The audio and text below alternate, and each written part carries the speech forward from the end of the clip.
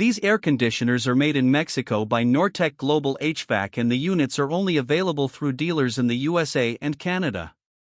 All of the units feature all aluminum microchannel coils that resist corrosion, but they use a wire grill with a plastic mesh screen to protect the condenser coil. That does not do very much to protect the coil fins from mechanical damage due to hail or debris from lawnmowers.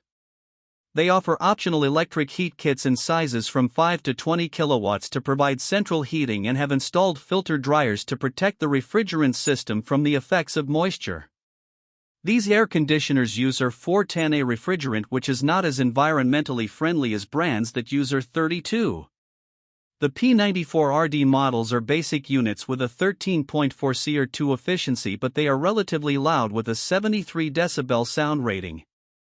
All of the units are backed by a very good warranty that includes unit replacement in case of compressor failure within 10 years of installation.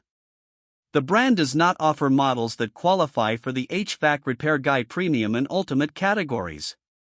This brand receives an overall 4-star top pick rating from HvacRepairGuy.